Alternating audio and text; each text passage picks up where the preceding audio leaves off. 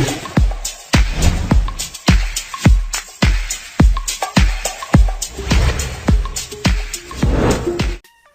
Dear students, आज हम फिर से पढ़ने जा रहे हैं क्योंकि हम कंटिन्यू कर रहे हैं लेक्चर्स माइटोसिस के। और आज हम माइटोसिस को कंप्लीट ऑलरेडी हमने किया है, हमारे लास्ट वीडियो के हिसाब से आप देख सकते हैं that we have already completed. अब हम आज डिस्कस करेंगे सिग्निफिकेंस क्या है इस माइटोसिस की। What is the significance of mitosis? So our topic is significance of mitosis.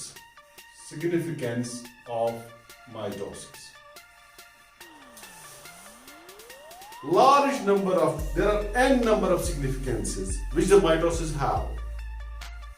If we see the first significance and the most visible significance of mitosis is growth. जब हम growth की बात करते हैं, सेल थ्योरी में एक postulate पढ़ते हैं, हम बताते हैं किसी भी ऑर्गेनिज्म का साइज बढ़ जाना, ग्रोथ होना, ग्रोथ मींस किसी भी चीज का साइज बढ़ जाना। Actually it is the growth and multiplication of the sales.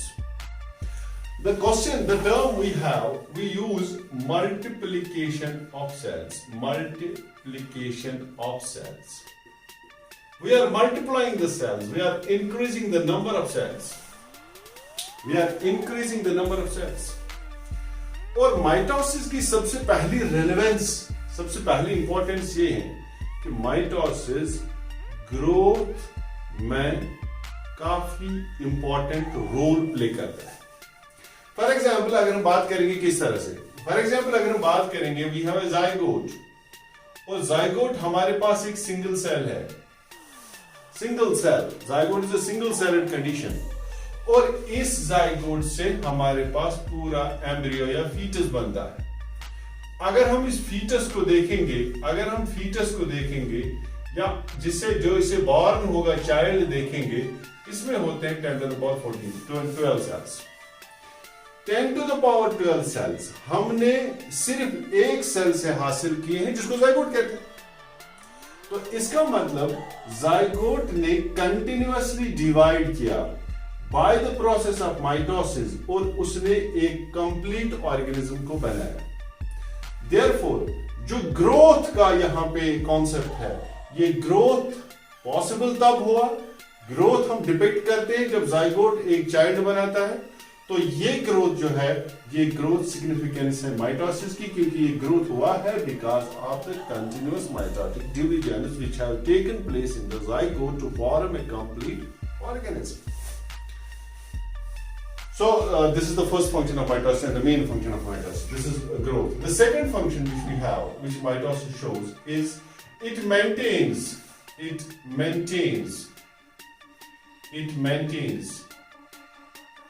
area to volume ratio of cell.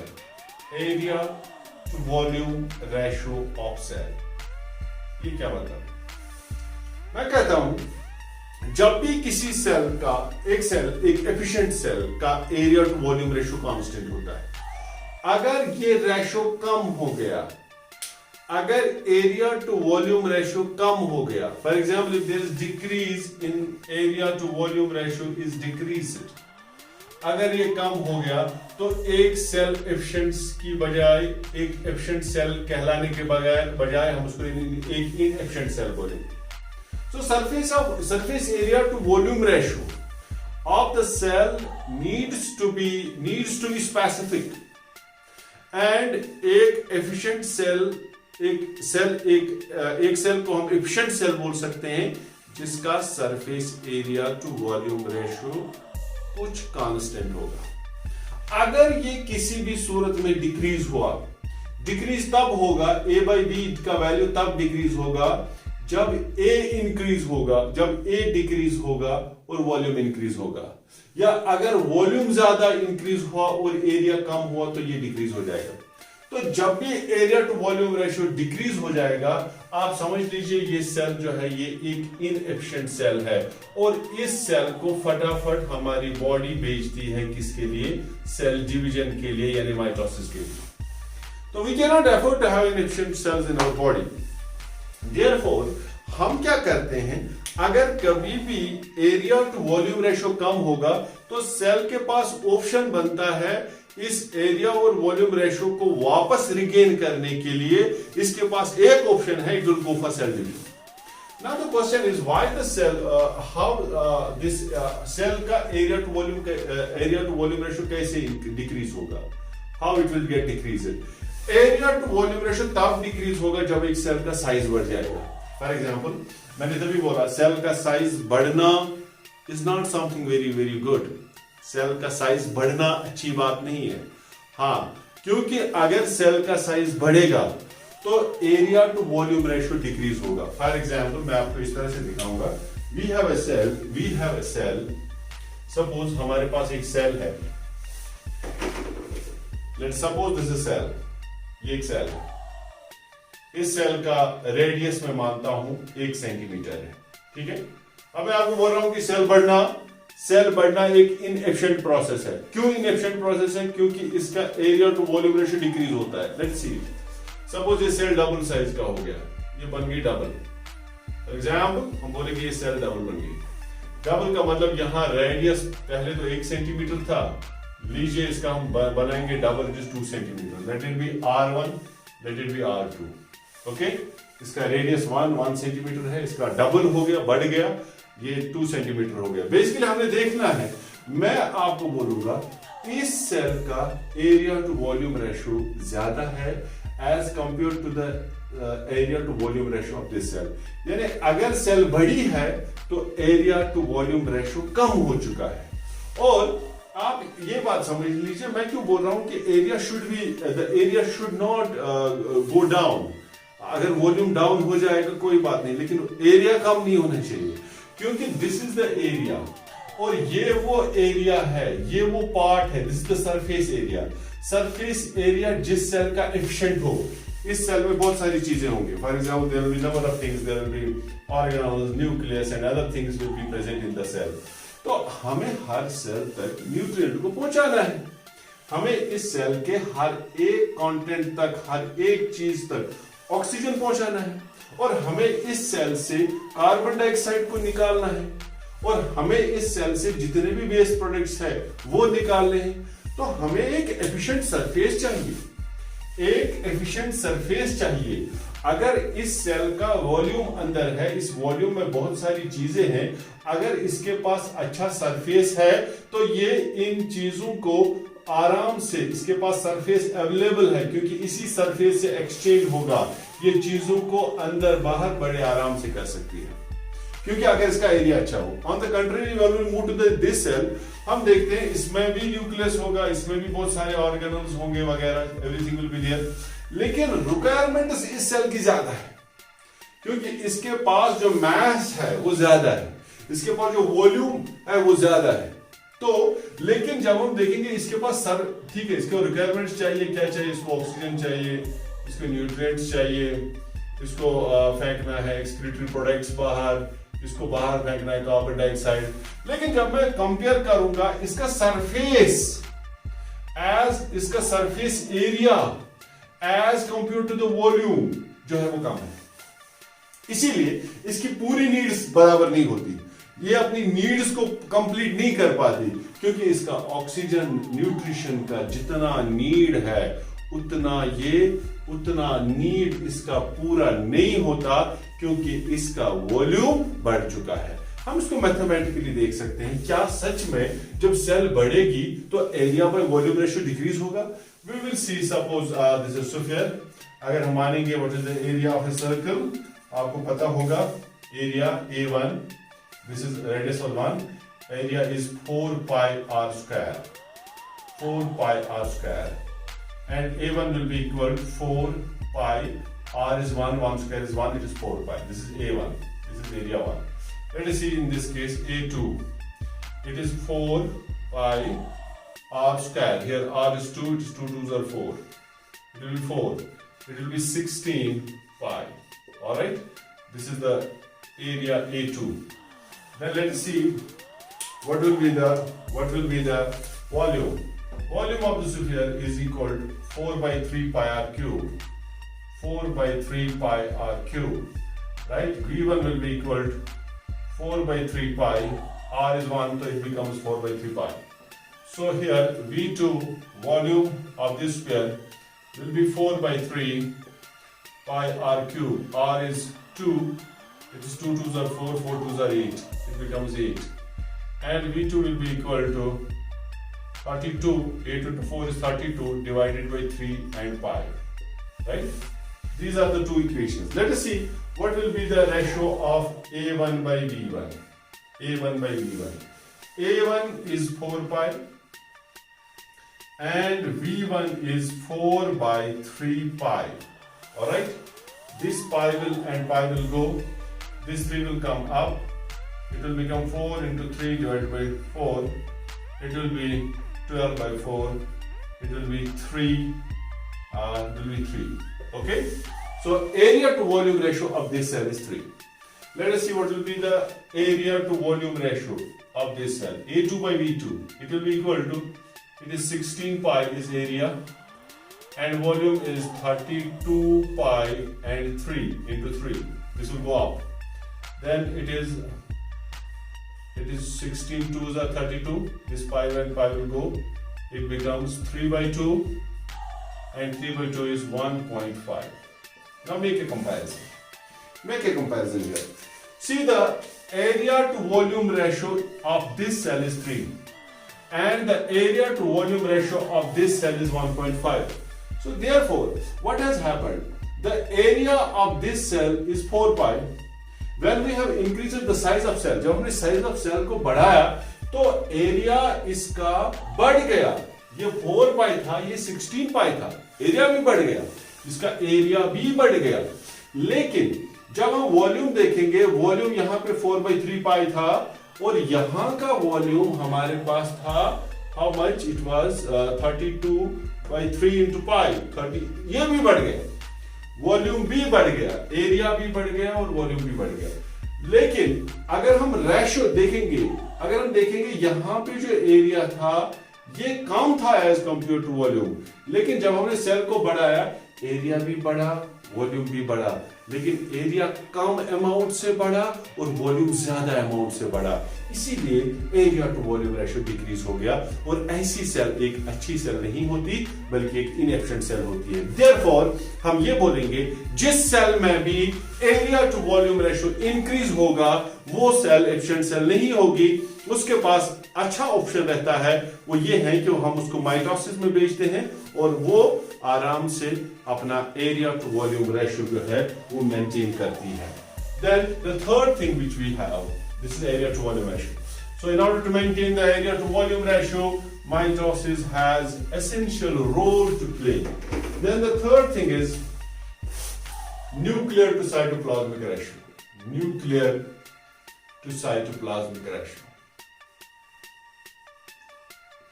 Again, any efficient cell, जो भी कोई अच्छी सेल होगी, उसका न्यूक्लियर टू साइटोप्लाज्मिक रेशियो अच्छा होना चाहिए. अगर न्यूक्लियर टू साइटोप्लाज्मिक रेशियो कम हो गया, तो ये सेल फिर से इनएफिशिएंट सेल बनेगी. इट मींस अगर न्यूक्लियस का रेशियो थोड़ा सा बढ़ा, लेकिन साइटोप्लाज्म ज्यादा बढ़ा, तो हम बोलेंगे ये सेल एफिशिएंट सेल नहीं, क्योंकि न्यूक्लियस बेसिक रेगुलेटरी पार्ट है एक सेल का. तो ये therefore nuclear to cytoplasmic ratio को भी मेंटेन करने के लिए माइटोसिस का हाथ है. It also maintains the nuclear to cytoplasmic ratio of a cell. And then the fourth thing is, जो चौथी बात हम बोलेंगे वो ये है, this mitosis has a role in reproduction. It has a role in reproduction. Reproduction में किस तरह से, ऑल्दो माइटोसिस एक ऐसी प्रोसेस है जो सोमैटिक सेल में होती है, उसको हम कहते हैं सोमैटिक सेल डिवीजन. माइटोसिस को कहा जाता है सोमैटिक सेल डिवीजन, क्योंकि ये सोमैटिक सेल की स्पेशलिटी है. सोमैटिक सेल्स का सोमैटिक सेल्स दिखाते हैं, तो इसीलिए हम उसको बोलते हैं सोमैटिक सेल डिवीजन. लेकिन रिप्रोडक्शन में इसका एक रोल है. अगर हम देखेंगे जो हमारे पास लोअर ऑर्गेनिज्म्स है, लोअर यूनिसेल्यूलर ऑर्गेनिज्म्स, ये रिप्रोडक्शन करते हैं by way of mitosis. They reproduce by way of mitosis, right? And then fifth thing is, पांचवा फंक्शन है maintenance of chromosome number. Very important, chromosome number, ये एक species का chromosome number maintain करता है। फॉर एग्जाम्पल, अगर हम बात करेंगे, हमने शुरू किया, हमारे पास एक सेल है, it has 2n number of chromosomes. हमें पता है जब ये माइटोसिस करेगी, ये बनाएगी how many cells? 2 cells, and both the cells have 2n number of chromosomes. So therefore it maintains the chromosome number. We started with 2n and we finish it at 2n. हमने शुरू किया 2n से और खत्म भी किया 2n से। इसका मतलब ये मेंटेन करती है किसको? क्रोमोसोम नंबर को। अब मसला ये है कि क्रोमोसोम नंबर मेंटेन करने के लिए पहले ये डुप्लीकेशन करता है। You know, at the time of interphase, during S phase, हम बताते हैं कि जो DNA का कंटेंट है डबल हो जाता है और उसके बाद equitably it is being distributed between the 2 cells. फिर बराबर इसको भी दिया जाता है और इसको भी दिया जाता है। तो बाय दैट वे हम बोलेंगे it maintains the chromosome number. Then one more function, it is a function in repair. जब भी हमें किसी जगह रेपियर की जरूरत होती है, वो रेपियर हमारी बॉडी में होता है और वो repair is possible because of mitosis. It is a role in regeneration. आपने देखा होगा पावर ऑफ रिजेनरेशन एक प्रॉपर्टी है एक ऑर्गेनिज्म की, और पावर ऑफ रिजेनरेशन जब हम एनिमल किंगडम में देखेंगे, डिफरेंट ऑर्गेनिज्म में डिफरेंट पावर ऑफ रिजेनरेशन होता है। जब हम शुरू करेंगे लोअर ग्रुप से, पॉरिफर्स से, सिलेंट्रेट्स, प्लेट हेलमेंट्स, नेमैट हेलमेंट्स, मोलास्कस, काइनोडर्मेट्स से लेके कॉर्डिएट्स तक अगर हम बात करेंगे, मैन तक पहुंचेंगे, तो हम देखते हैं पावर ऑफ रिजेनरेशन हर एक फाइलम में है। और सबसे ज्यादा पावर ऑफ रिजेनरेशन छोटे ऑर्गेनिजम्स में। वो कभी कभार अपना पूरा बॉडी रिजेनरेट करते हैं, लेकिन पावर ऑफ रिजेनरेशन जब हम हमारे तक पहुंचते पावर ऑफ रिजेनरेशन की प्रॉपर्टी थोड़ी सी कमजोर हो जाती है। हमें उतना पावर ऑफ रिजेनरेशन नहीं है। अगर हमारा हाथ कटे, we can not regenerate our hand. हाँ, किसी टिश्यू को हल्का फुल्का अगर हमें खरोच आएगी तो हमें उतना रिजेनरेशन का पावर है। हमारे नेल्स को रिजेनरेट करने का पावर है। हमारे थोड़ा सा जो हेयर है उसको हमें रिजेनरेट करने का पावर है। तो power of regeneration is again the property of mitosis. तो माइटोसिस की वजह से ही रिजेनरेशन होता है। और बेसिक रिलेशनशिप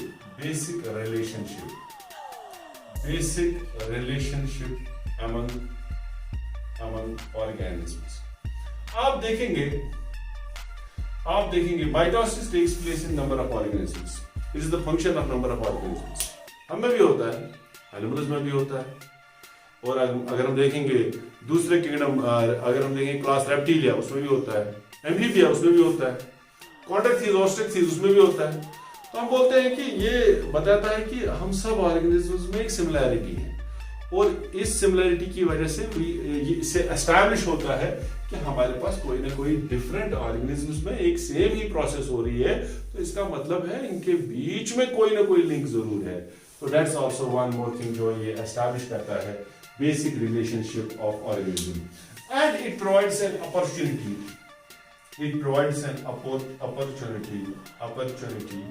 for differentiation। इसका ये प्रोवाइड करता है अपॉर्चुनिटी फॉर डिफरेंशिएशन। मतलब ये है, फॉर एग्जांपल आपको पता है डिफरेंशिएशन का मतलब है any cell which has taken some function. For example आपको पता है we are derived from the zygote, single cell. Zygote एक ऐसी सेल है जो अनडिफरेंशिएटेड है, जिसका काम है डिवीजन करना। वो डिवाइड करती रहती है और फाइनली वो एक ऑर्गेनिज्म को बनाती है। लेकिन हम में हर एक सेल डिवाइड नहीं कर रही। हम में हर एक सेल, हमारी बॉडी की हर एक सेल डिवाइड नहीं कर रही। क्यों नहीं कर रही? इसलिए नहीं कर रही क्योंकि हमारी बॉडी के सेल्स ने अपना अपना काम ले लिया है। वो कौन सा काम है? वो है किसी ने देखने का काम लिया, किसी ने सुनने का काम लिया, किसी ने डाइजेशन का काम लिया, किसी ने एक्सक्रीशन का काम लिया, किसी ने रिप्रोडक्शन का काम लिया। तो हमारी बॉडी के सेल्स ने अपना अपना काम ले लिया है। ऐसी सेल्स को हम बोलते हैं डिफरेंशिएटेड सेल्स। तो ये क्या, माइटोसिस की वजह से it provides an opportunity for differentiation. मतलब अगर हम देखेंगे हमारी किसी भी सेल, हमारे न्यूरॉन्स कहां से आए? हमारे न्यूरॉन्स बने हैं बेसिकली सिंगल सेल से जिसका नाम जाइगोट है। तो जाइगोट बेसिकली जाइगोट ने बहुत सारी सेल्स बनाई, उसमें से एक सेल बनाई न्यूरॉन भी।